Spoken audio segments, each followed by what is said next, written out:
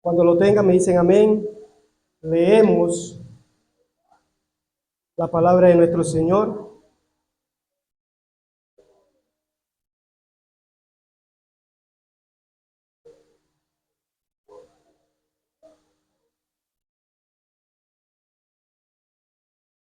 Cuando lo tengan me dicen amén. Así dice la palabra de nuestro Señor. Por lo cual asimismo oramos siempre por vosotros, para que nuestro Dios os tenga por dignos de su llamamiento y cumpla todo propósito de bondad y de toda obra de fe con su poder, para que en el nombre de nuestro Señor Jesucristo sea glorificado en vosotros y vosotros en Él, por la gracia de nuestro Dios y del Señor Jesucristo. Amén. Oremos nuevamente, mis hermanos. Amado Señor, bendito eres, Padre Celestial. Una vez más, Señor, te clamamos. Una vez más, Señor, te agradecemos. Una vez más, Señor, te damos las gracias por este buen tiempo, por este momento, bendito Padre amado, que nos has permitido, Señor, de alimentarnos de tu palabra, de cantar tu palabra, de leer tu palabra. Y ahora, Señor, de escuchar tu palabra predicada, bendito Rey. Señor, ayúdanos. Ayúdanos, Señor, a tener un corazón dispuesto, sensible a tu palabra, Señor. Coloca en nosotros el querer como el hacer, bendito Padre Santo, de atesorar tu bendita palabra, de añorar, Señor, escucharla en todo momento y, por supuesto, ponerla por práctica en nuestras vidas. Bendito Dios, ayúdanos, Señor, y ayúdame a mí, Señor, y guíame, bendito Padre Santo, a través de tu bendito Espíritu Santo, para proclamar tu bendita palabra, para predicarla, Señor, conforme a tu bendita voluntad. Ayúdanos, Señor. Te lo pedimos y clamamos en los méritos de nuestro Señor Jesús. Amén y amén. Bueno, mis hermanos, como ya les decía, es un honor y un privilegio estar nuevamente predicando la palabra de nuestro Señor. Ya prácticamente culminando el capítulo 1, solo vamos a estudiar dos versículos, versículo 11 y versículo 12, pero que son versículos que están llenos de mucha sabiduría y además consejo para nosotros como iglesia. Mis hermanos, hemos venido desarrollando este estudio de 2 Tesalonicenses, versículo a versículo, como ya ustedes saben, hemos venido predicando expositivamente versículo a versículo, pero que ahora ustedes pueden notar que estamos completando ya el primer capítulo. Y en este primer capítulo, básicamente, lo que hace la carta es expresar gratitud a Dios por la obra que había hecho en medio de los tesalonicenses. Y a la vez, por medio de esta carta se le agradece a Dios, porque a pesar que los tesalonicenses estaban enfrentando muchas persecuciones y tribulaciones, eso no era obstáculo para seguir siendo fiel al Evangelio, siendo fiel al mensaje del Evangelio. Mis hermanos, pudimos ver a lo largo de este capítulo 1 una iglesia redimida, una iglesia que tenía unas características importantes, que estaba en Dios y en nuestro Señor Jesucristo. Y en ese buen momento explicarnos qué significaba esto. Bueno, que los tesalonicenses estaban seguros y creían, estaban completamente seguros que pertenecían a la familia de Dios, como hijos de Dios. Vimos también una iglesia creciendo en fe y en amor.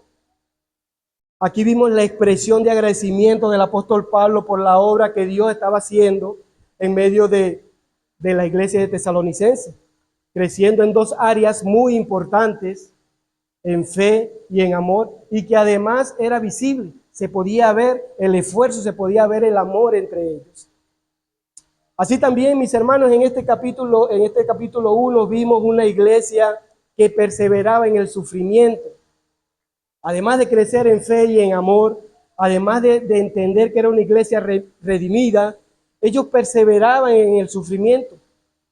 De igual manera, vimos en los versículos un apóstol Pablo gozoso, el cual dice en uno de ellos: nos gloriamos de ustedes en las iglesias por vuestra paciencia y por vuestra fe. Y esto todo en medio de tribulaciones y en medio de persecuciones. Ellos soportaban eso. Porque mis hermanos, una iglesia que glorifica al Señor persevera en el sufrimiento. Eso lo dejó bien claro el apóstol Pablo en este capítulo 1. Pero que además, mis hermanos, era una iglesia que no estaba enfocada en las cosas terrenales, sino que su enfoque mayor era en el reino de Dios. Ellos estaban enfocados en el reino de Dios. Y obviamente, mis hermanos, esto nos ayuda a entender muchísimas cosas, porque es necesario estar enfocado en el reino de Dios para soportar todas esas dificultades y tropiezos que había soportado la iglesia de Tesalónica. Nosotros en un grado menor, pero sí enfrentamos dificultades, sí enfrentamos tribulaciones. Pero si nuestro enfoque está en el reino de Dios, créame que nuestro Dios nos ayudará y nos fortalecerá para soportar toda esa dificultad.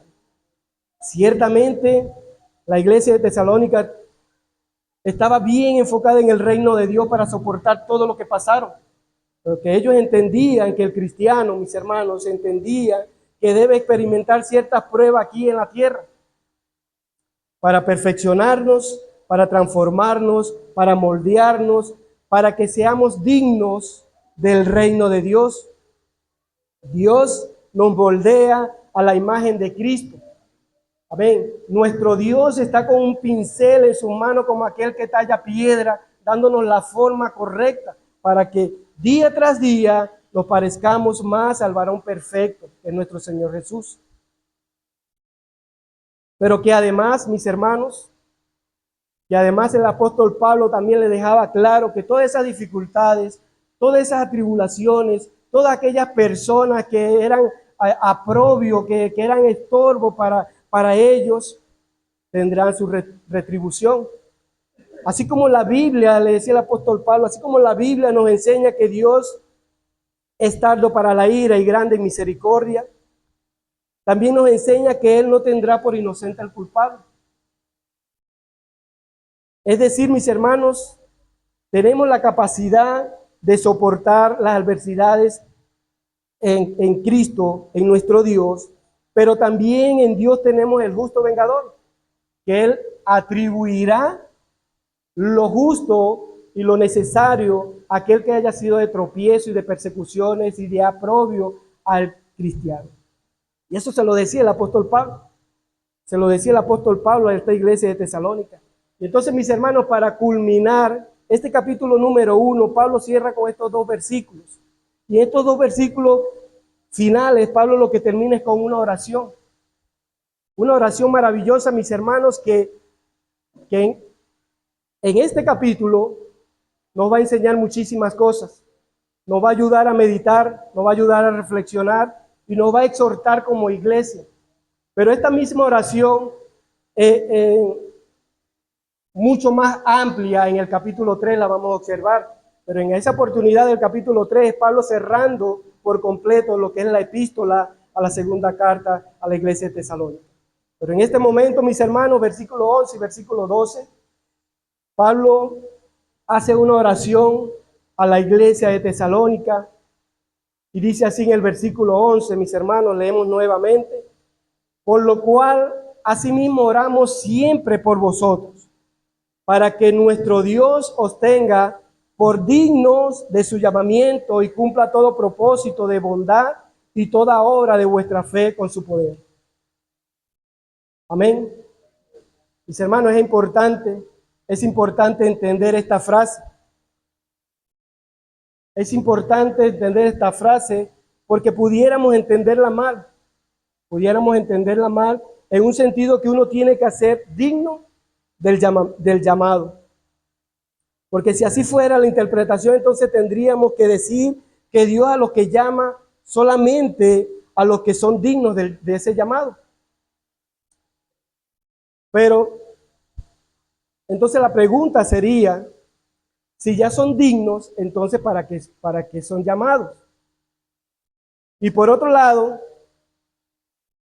también sabemos que el llamamiento de Dios es algo solamente de Dios. Es algo que Dios solamente puede dar. La Escritura nos enseña, mis hermanos, en Juan capítulo 15, versículo 16, que no me elegiste vosotros a mí, sino que yo os elegí a vosotros. Os he puesto para que vayáis y llevéis frutos, y vuestro fruto permanezca, para que todo lo que pidieras al Padre en mi nombre, Él os lo dé. Entonces, mis hermanos, Dios es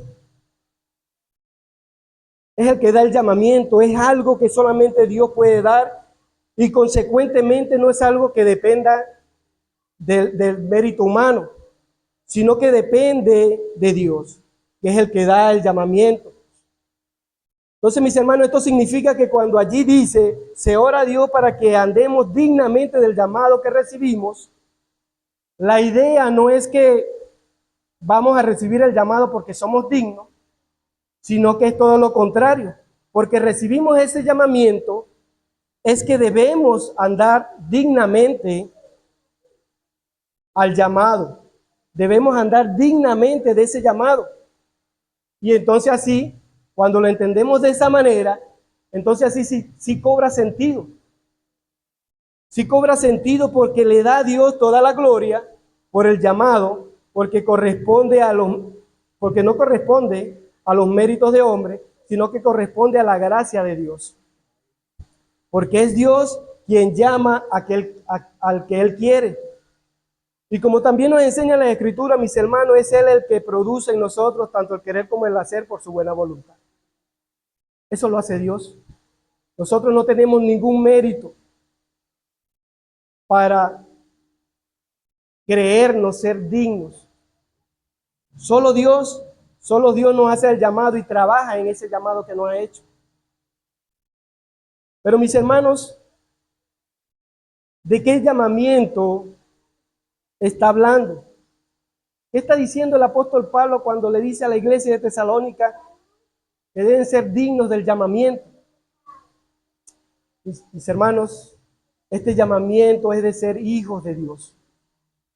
Este es el llamamiento que le hace a la iglesia de Tesalónica. Le dice, por lo cual, haciendo ya cierre de todo lo que le había mostrado el apóstol Pablo en el transcurso de este capítulo 1, le dice, por lo cual, o sea, que le está diciendo, ya ustedes lo saben, ya ustedes saben todas estas cosas que han acontecido a la iglesia. Entonces oramos siempre por vosotros para que nuestro Dios os tenga por dignos del llamamiento, que los tenga por dignos hijos de Dios. Entonces la oración, mis hermanos, es que además que la carta es dirigida a la iglesia de Tesalónica, la podemos aplicar también para todos los creyentes. La podemos aplicar, mis hermanos, para todos los creyentes. Entonces la oración es que todos los creyentes podamos andar dignamente del llamamiento de Dios.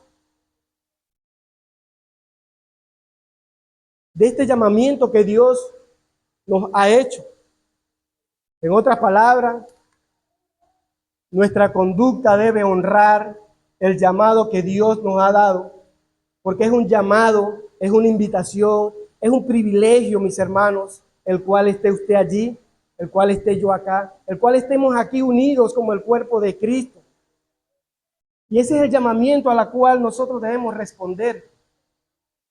Mis hermanos, y quiero ilustrárselo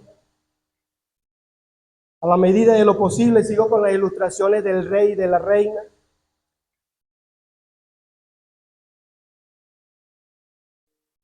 En un país donde no existe más que un rey y una reina, obviamente tienen sus hijos, a la cual ellos también van a ser príncipes y princesas, y en su momento serán reyes o serán reinas, ¿verdad? Porque están en el linaje del rey, de ese linaje real.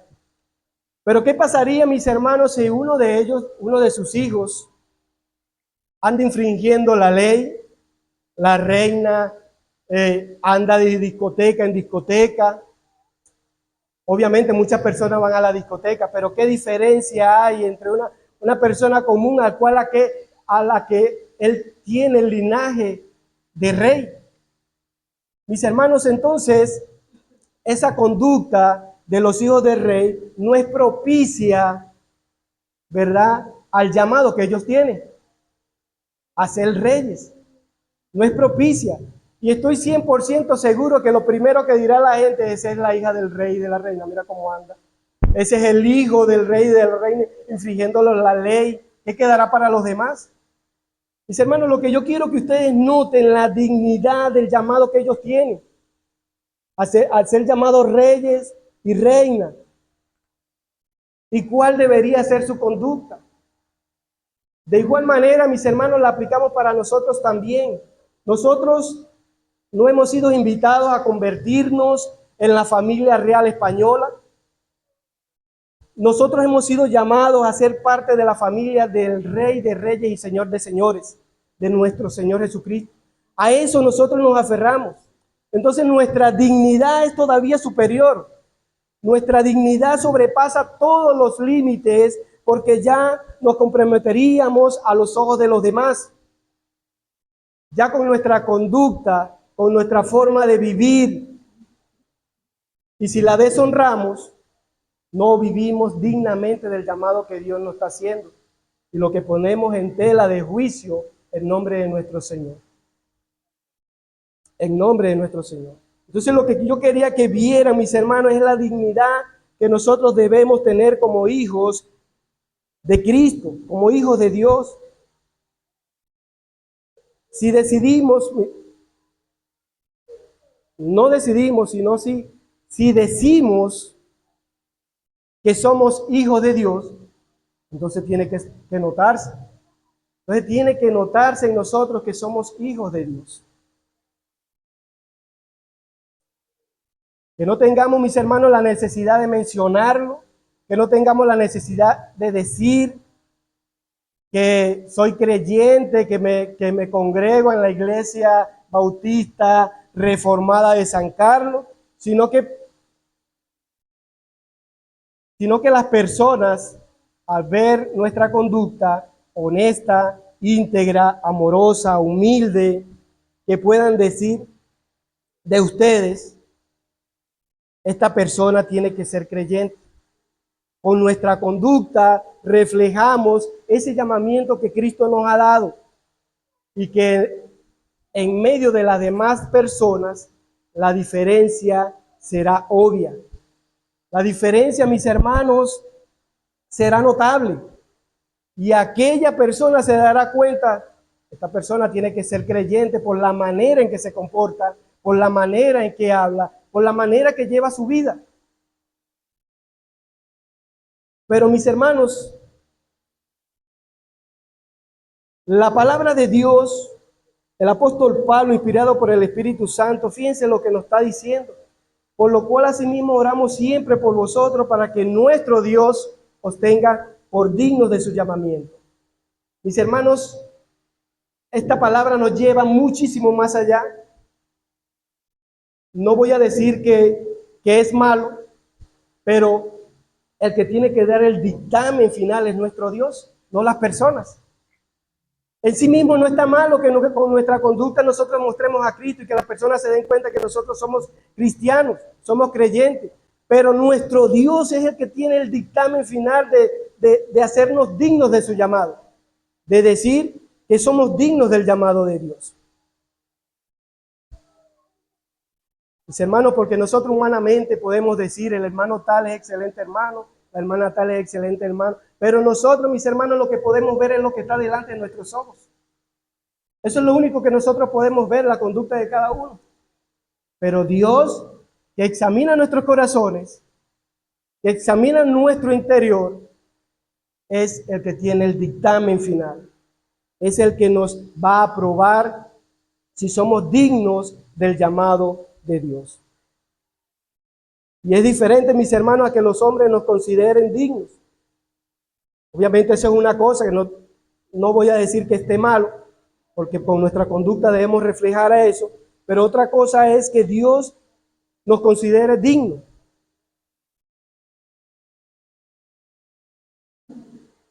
Porque Dios es el que ve las cosas. Repito nuevamente, nosotros vemos solo lo externo. Dios es el que tiene que dar su dictamen y decir si nosotros andamos dignamente del llamado de Dios. Mis hermanos, y esto es un buen momento, esto es un buen momento para examinarnos, para autoevaluarlo, para meditar en estas palabras del apóstol Pablo, a la cual es a la iglesia de Tesalónica, pero qué beneficioso es para nosotros también. Y que debemos preguntarnos, mis hermanos, en primer lugar, se nos nota que somos creyentes. Y se nos nota que somos creyentes, mis hermanos. No quiero decirle que andemos con la Biblia bajo el brazo en todo momento, que en todo momento estemos en victoria. Tampoco quiero decir que eso esté malo, mis hermanos, porque si somos creyentes no nos debe pesar cargar la palabra de Dios. Lo que quiero decir, mis hermanos, es que la persona percibe que hay algo diferente en nosotros.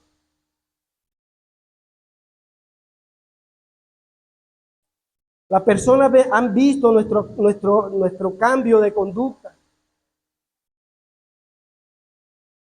Ser digno, mis hermanos, a los ojos de Dios del llamamiento significa que llevamos una vida de pureza, una vida de integridad, una vida de temor al pecado, una vida de verdad, de transparencia, de sinceridad. Y cuando caminamos de esa manera, mis hermanos, ahí andamos a los ojos de Dios dignamente del llamado que nos ha hecho. Pero que además, mis hermanos, sigue diciendo el versículo 11, por lo cual asimismo oramos siempre por vosotros para que nuestro Dios os tenga por dignos de su llamamiento y cumpla todo propósito de bondad y toda obra de vuestra fe con su poder. La fe en el Señor, la fe en el Evangelio, dice que produce dos cosas. Primero, produce obras y en segundo lugar, produce bondad. Que bondad la podemos traducir como disposición al bien.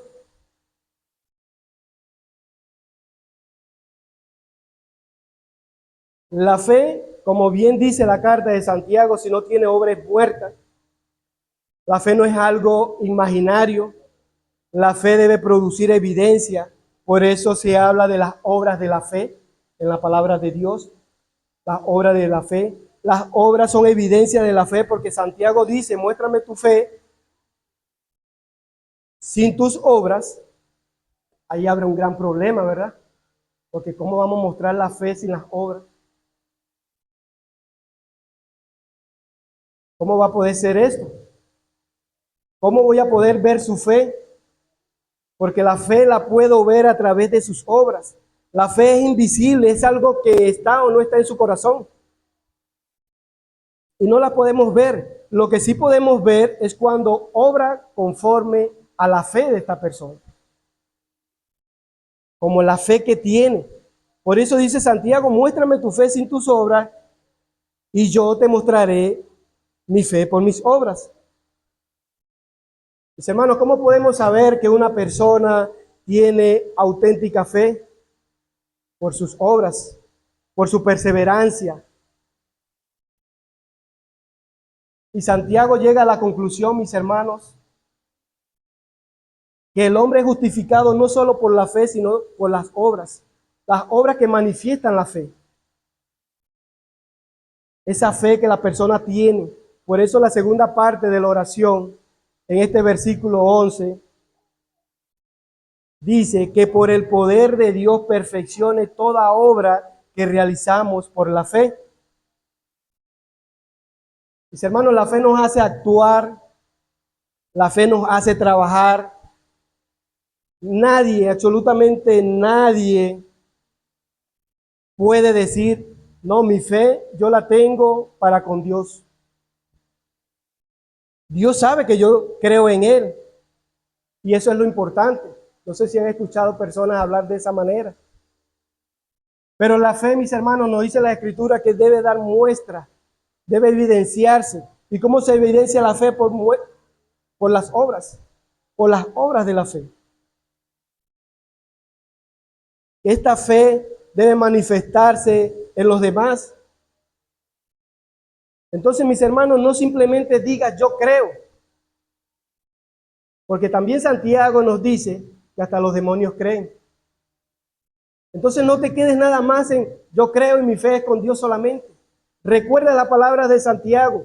La fe te lleva a hacer obras. A hacer obras, mis hermanos. Y por medio de esas obras podemos ver, reconocer y notar la fe del cristiano, la fe del creyente. Por eso la oración es que el poder de Dios nos ayude a perfeccionar nuestras obras. Porque sabemos, mis hermanos, que nosotros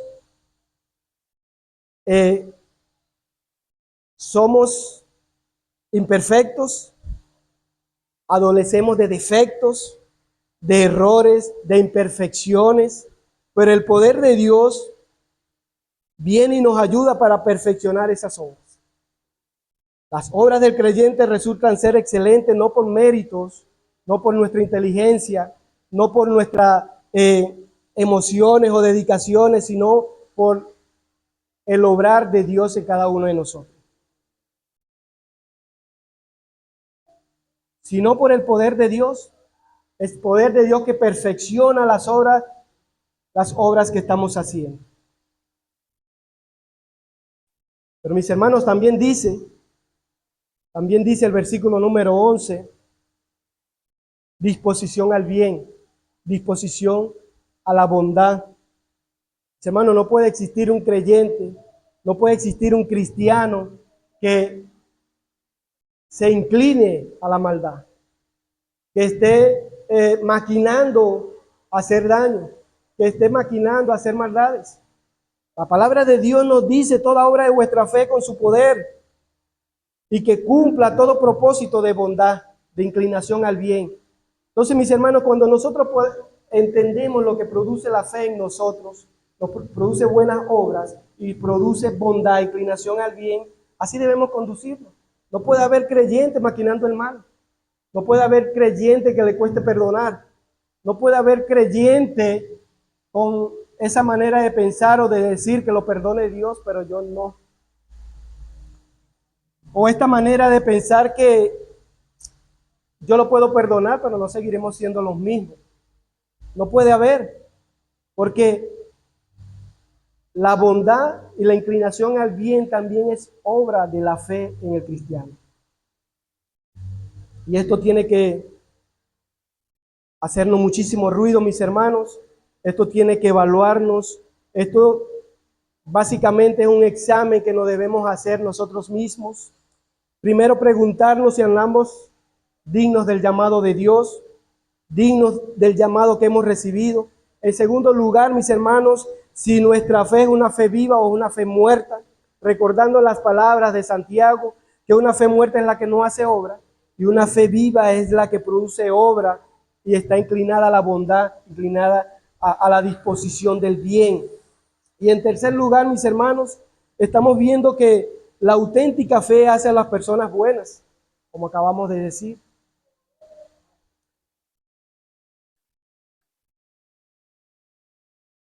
Y debemos evaluarnos de esta manera, mis hermanos. Debemos examinarnos y debemos reevaluar todo lo que hemos aprendido a lo largo de este capítulo número 1, que ha sido beneficioso para nosotros como iglesia y a nivel personal también. Mis hermanos, y el versículo número 12 siguiendo la oración del apóstol Pablo, dice, para que el nombre de nuestro Señor Jesucristo sea glorificado en vosotros y vosotros en Él, por la gracia de nuestro Dios y del Señor Jesucristo. Fíjense que la primera parte de este versículo 12 dice, para que el nombre de nuestro Señor Jesucristo sea glorificado en vosotros. Mis hermanos, la idea es que cuando el mundo ve su obra de fe, su bondad, esa bondad que se origina de la fe, cuando el mundo descubre que usted anda dignamente del llamado, ¿qué va a ocurrir? Y es una pregunta que debemos hacer. ¿Qué va a ocurrir? Obviamente van a glorificar a nuestro Señor. Van a dar gloria a Dios, a nuestro Señor. Mis hermanos, eh, toda la gloria es para nuestro Señor en todo momento. Dios es el que lo hace a usted capaz de llevar su palabra, de entenderla, de darle sabiduría, como dice la palabra, de poder andar, caminar, ver, leer su bendita palabra. Todo eso usted lo puede por Dios. Y todo con nuestra conducta que podamos mostrar, Cristo está siendo glorificado. Puede haber personas, si le ha pasado que usted le habla de la palabra y le dice, oye, pero ¿qué conocimientos tienes tú de la palabra? Y lo primero que tú dices como cristiano, la gloria es para Dios, porque es el Dios el que te da la sabiduría. El hecho que estemos acá, el hecho que yo esté acá hablando de la palabra de Dios, es Dios quien lo hace. No hay ningún mérito en nosotros mismos, no lo hay. Es Dios quien ha obrado en cada uno de nosotros para poder hacerlo.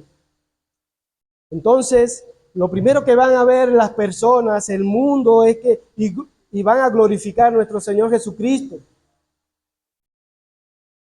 Y lo van a glorificar por usted, porque es usted el que está mostrando ese evangelio, es usted el que está manifestando lo de la fe, lo que la fe puede hacer. Y entonces las personas dirán, bendito sea Dios por lo que hace. Y esto debe llenarnos y debemos preguntarnos cuando las personas glorifican al Señor en nosotros.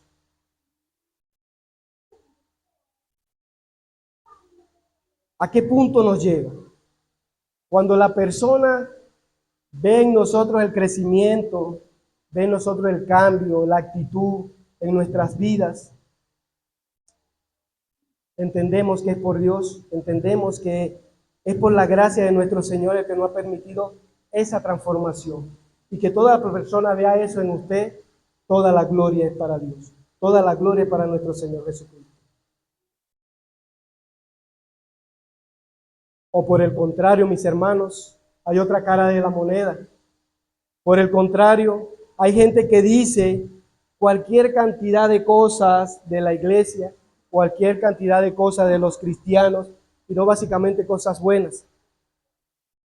Pero aquí te pregunto nuevamente, mis hermanos, ¿usted se ha detenido a pensar por qué estas personas hablan o piensan de esta manera? Podríamos decir, mis hermanos, por el pecado que mora en ellos, por la ceguera que tienen, ¿verdad? Por la justificación del pecado, tratando de justificarse. Pero realmente eso no lo es todo, mis hermanos. Pero es que también las personas que dicen ser creyentes han contribuido en esto. No actúan correctamente como cristianos. Y al no actuar correctamente como cristianos, la percepción del llamamiento o la percepción de reflejar a Cristo no se evidencia en ellos. No se evidencia en la iglesia. Hay muchas iglesias que desvían la palabra de Dios. Hay muchas iglesias que predican solo un versículo y su influencia es al querer llenar, o su influencia es el querer obtener o manipular cosas del creyente. Mis hermanos, no quiero decir con esto que en esta iglesia no haya creyentes de corazón. Dios sabrá en su momento si lo sacará de allí. Pero lo que le quiero dar a entender que nosotros también nos hemos prestado para eso. Nosotros con nuestra conducta hemos sido objeto de eso también, de poner en tela de juicio el nombre de nuestro Señor. Entonces, mis hermanos, por la gracia de Dios nos ha permitido estar acá. Por la gracia de Dios nos ha permitido predicar esta carta, que no ha sido de gran enseñanza, y que quiera Dios que podamos colocarla de práctica en nuestras vidas, de tenerla siempre presente en nuestras vidas. Mis hermanos, si dice ser cristiano, que se nos muestre, que se nos note, que podamos reflejar a Cristo en todo momento. Amén.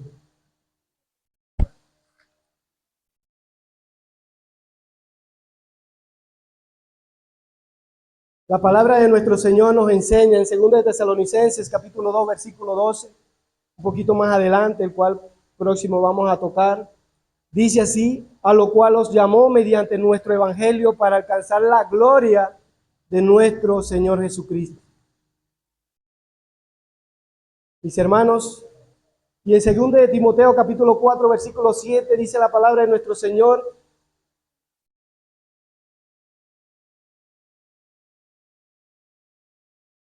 he peleado la buena batalla, he acabado la carrera, he guardado la fe. Mis hermanos, esto nos lleva a la segunda parte del versículo 12, donde dice: para que el nombre de nuestro Señor Jesucristo sea glorificado en vosotros y vosotros en Él.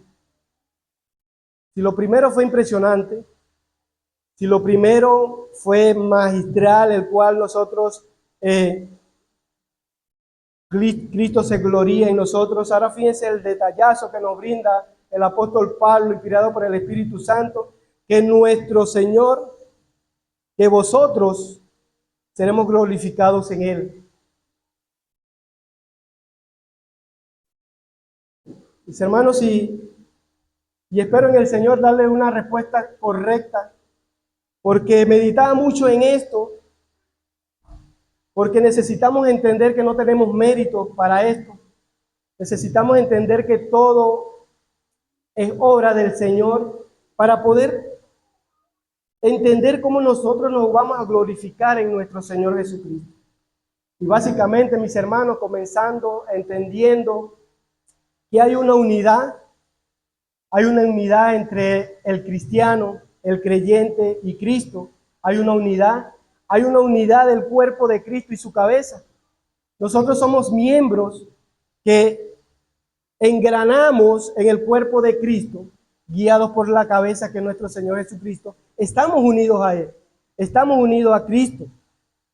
Entonces, mis hermanos, en aquel gran momento, cuando no habrá oportunidad de explicar, no habrá oportunidad de arrepentirse, solo será la separación de los impíos, de los creyentes que andan en el Señor. Como dice la palabra, serán separados las ovejas de los cabritos. Allí realmente todo el mundo se dará cuenta y doblará rodillas que el evangelio era cierto. Allí todo el mundo se dará cuenta las verdades de la palabra de Dios, del evangelio de Cristo, del trabajo que por la gracia de Dios y por la obra de nuestro Señor Jesucristo nosotros estamos haciendo, inspirados por Él. Todo el mundo se dará cuenta de eso. Y cuando todo el mundo se dará cuenta de eso, dice la palabra de nuestro Señor que nos gloriamos en Él, que nos gloriamos en el Señor Jesucristo. Como leímos en 2 de Tesalonicenses capítulo 2, versículo 14, a lo cual os llamé mediante vuestro evangelio para alcanzar la gloria de nuestro Señor Jesucristo. Estaremos ahí en gloria con Él. Y la gloria de nuestro Señor Jesucristo como perteneciente al cuerpo de Cristo, dirigido por su cabeza, que es Cristo, nos gloriaremos en nuestro Señor. Amén. Así dice la palabra de nuestro Dios, y es la palabra en la que nosotros confiamos. Nosotros, unidos a Cristo, alcanzaremos la plenitud de gozo, alcanzaremos la gloria, y diremos como el apóstol Pablo: he peleado la buena batalla, he acabado la carrera, he guardado la fe. Mis hermanos, quiero aportar o decirle, mis hermanos, no desmayemos. Pidamos a nuestro Señor siempre fortaleza. Pidamos a nuestro Señor que nos acompañe en este peregrinar, mis hermanos, porque humanamente nosotros no lo podemos lograr si no es Dios que nos da la fortaleza. Y debemos entender, mis hermanos, que el cristianismo es un estilo de vida. El cristianismo es un estilo de vida que nos refleja la palabra de Dios, que nos muestra la palabra de Dios, que es nuestra guía, que así como nos refleja la palabra de Dios, es que nos debemos conducir para ser dignos del llamado de Dios, de ese llamado a ser hijos, para mostrar las obras de vuestra fe, para ser dignos de todo eso. Mis hermanos, yo los animo a seguir, los animo a perseverar, los animo a que estemos unidos como el cuerpo de Cristo en todo momento, mis hermanos. Y a los amigos presentes, que por la gracia de nuestro Señor nos han podido acompañar en todas estas predicaciones. Espero grandemente en el Señor que estés meditando en todo lo que has oído, porque entendemos por la palabra que la fe viene por el oír, y esto es oír la palabra de Dios. Amén. Y créeme, amigo que estás acá, créeme que es la verdad la que te estamos diciendo, es la verdad de Dios la que estamos predicando, es la verdad a la cual debes aferrarse para alcanzar salvación, mis hermanos. Debes aferrarte a ella y que tu visión, todo esté puesto a la eternidad, al reino de Dios. Y quiero culminar, mis hermanos, citando la palabra de Dios, usando la versión la Biblia de las Américas, segunda de Pedro capítulo 1, versículo 10, que dice: así que, hermanos, sed tanto más diligente para hacer firme vuestro llamado y elección de parte de Dios, porque mientras hagáis estas cosas nunca tropezaréis, pues de esta manera os será concedida ampliamente la entrada al reino eterno de nuestro Señor y Salvador Jesucristo. Amén. Vamos a orar, mis hermanos. Bendito Señor, una vez más